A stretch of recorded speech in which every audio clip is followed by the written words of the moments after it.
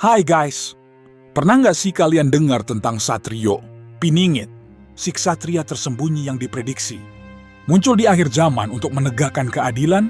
Kata Jayabaya, dia bakal muncul dari Jawa, membawa Hastabrata, 8 nilai universal, seperti matahari dan bulan untuk menuntun dunia menuju era keemasan. Bayangin, sebuah naskah kuno yang ditulis berabad-abad lalu, tiba-tiba jadi perbincangan hangat di zaman kita. Kalau benar-benar muncul, apakah dia bakal jadi presiden, raja, atau entah apa? Tapi satu yang pasti, dia akan mengguncang tatanan dunia.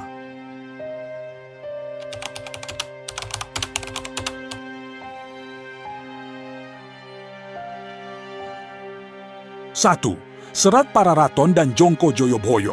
Serat Pararaton atau Book of Kings adalah kronik sastra Jawa Tengahan yang disusun antara abad 15 sampai 16 di Jawa Timur, memuat sejarah raja-raja Singhasari dan Majapahit dengan sentuhan mitos dan ramalan. Dalam naskah ini terdapat bagian Jongko Joyoboyo yang dikaitkan dengan orakel Prabu Jayabaya, Raja Kediri 1135 sampai 1159 Masehi, yang dijuluki manifestasi Dewa Wisnu karena keadilannya dan konon mampu melihat masa depan.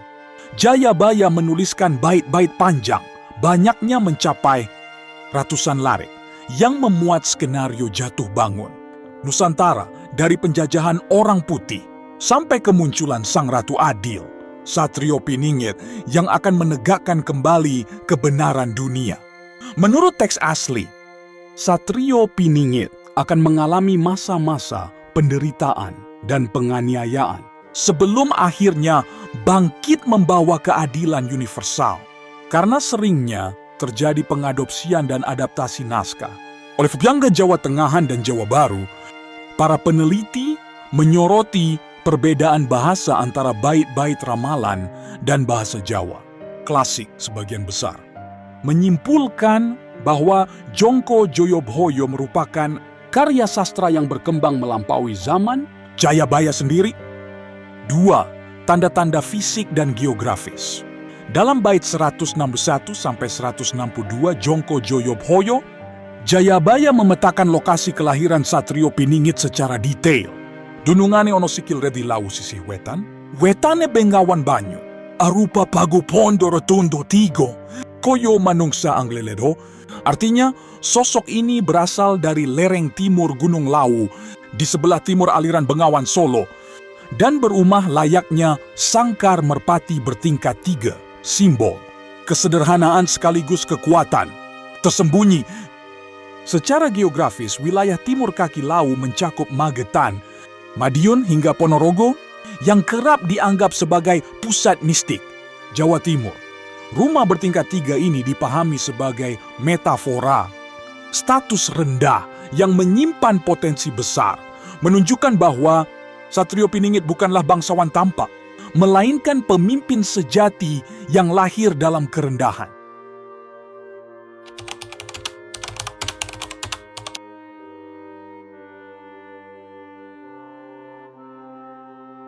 Ajaran Hastabrata, 8 prinsip alam semesta diturunkan melalui Astabrata, Wahyu Arjuna dalam Wahyu Makutarama, sebagai dasar kepemimpinan ideal.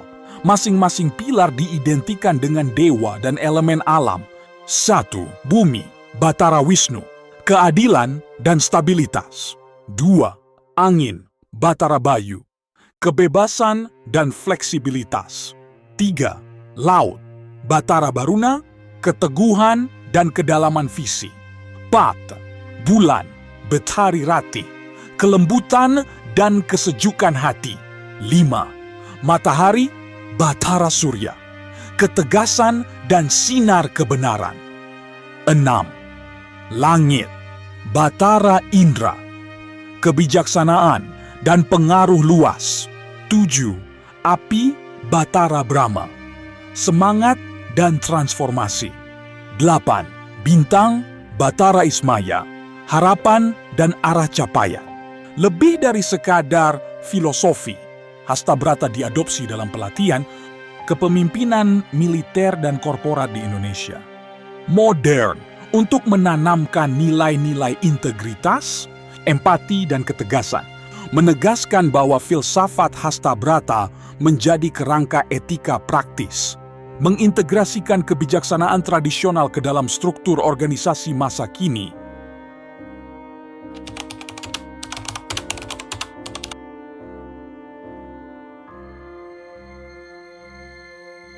Krisis global abad ke-21, pandemi, perubahan iklim, ketimpangan ekonomi, menciptakan kecemasan massal. Intisari menulis, masyarakat merindukan sosok penyelamat yang autentik dan berakar lokal.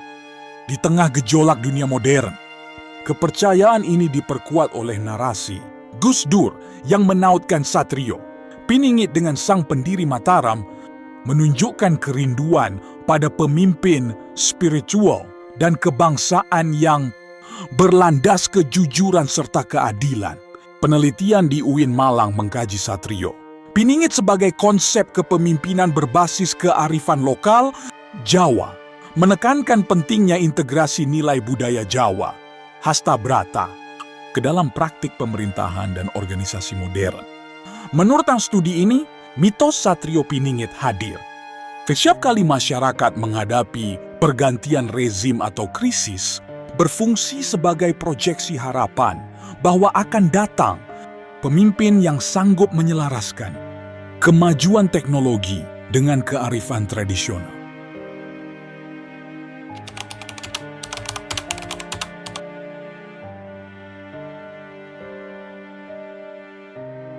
Satu, dari Diponegoro sampai Soekarno. Pertama, Pangeran Diponegoro 1785 sampai 1855 menjadi figur Ratu Adil pertama yang diabadikan dalam catatan kolonial dan lisan rakyat Jawa.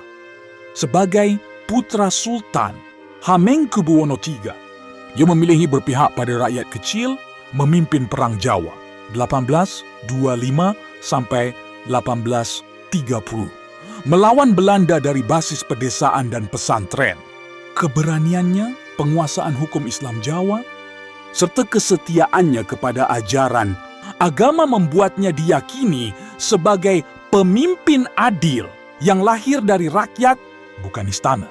Kedua, Sultan Hamengkubuwono IX 1912 sampai 1948 yang menjadi wakil Presiden RI kedua, juga kerap dikaitkan sebagai Ratu Adil karena perannya dalam kemerdekaan dan pembangunan Yogyakarta, kepemimpinannya di masa pendudukan Jepang, hingga awal kemerdekaan menunjukkan perpaduan antara kebijaksanaan tradisional dan kecakapan diplomatik modern. Dalam orasinya, ia menekankan bahwa seorang pemimpin sejati harus tetap memelihara akar budaya Jawa, meski menempuh jalur pendidikan Barat. Ketiga, Soekarno 1901 sampai 1970, proklamator kemerdekaan 1945, sering mengutip ramalan Jayabaya di berbagai pidato, termasuk pledoinya di Landrat Bandung 1930, di mana ia mengatakan bahwa hati rakyat yang menangis tidak pernah lupa menanti Ratu Adil. Meskipun karier politiknya berakhir kontroversial, citra karismatik dan nasionalismenya membuat sebagian kalangan melihatnya sebagai manifestasi Satrio Piningit zaman modern.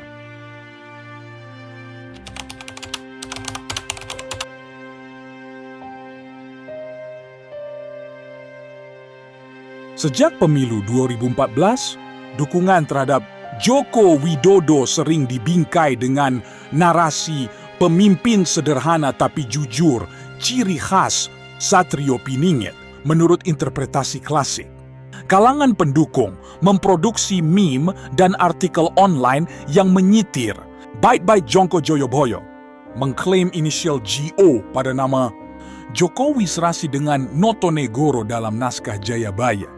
Namun skeptisisme muncul karena 1. Ruang lingkup. Ramalan aslinya bicara pemimpin dunia bukan semata RI. 2. Politik propaganda. Dokumen kampanye SBY 2004 menunjukkan bagaimana panggung politik memanfaatkan mitos Satrio Piningit untuk membangun citra pemimpin kerakyatan, metode yang kemudian diikuti tim Jokowi. 3. Variasi, interpretasi. Banyak nama figur lain, Prabowo, Ganjar Pranowo, bahkan tokoh non-politik, dikaitkan sebagai calon Satrio Piningit, mencerminkan sifat ramalan yang multitafsir.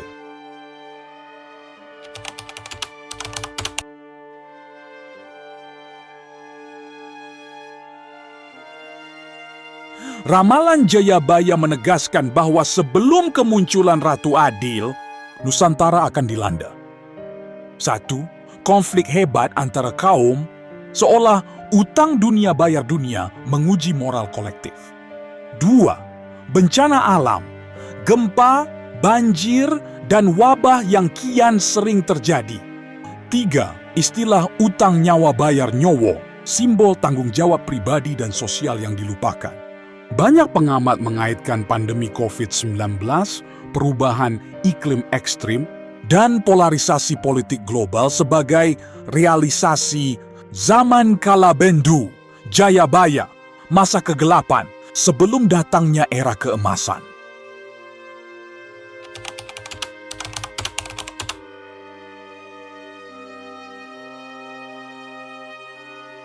Para cendekiawan di UIN Malang mengingatkan bahwa menafsir naskah mistik sebagai prediksi politik praktis berpotensi menciptakan propaganda, mengaburkan batas antara harapan kolektif dan strategi kampanye.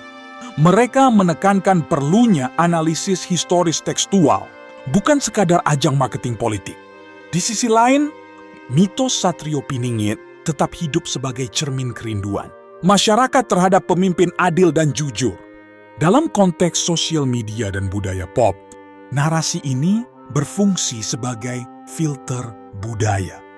Siapapun tokoh publik yang menunjukkan kesetiaan rakyat dan kebijakan, pro-rakyat mudah dikenali sebagai calon Ratu Adil.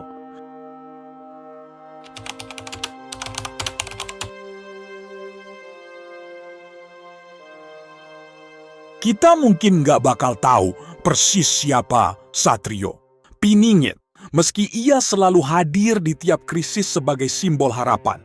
Yang pasti, nilai Mahasta Brata dan spirit perjuangan Satrio Piningit bisa jadi inspirasi bagi pemimpin masa kini.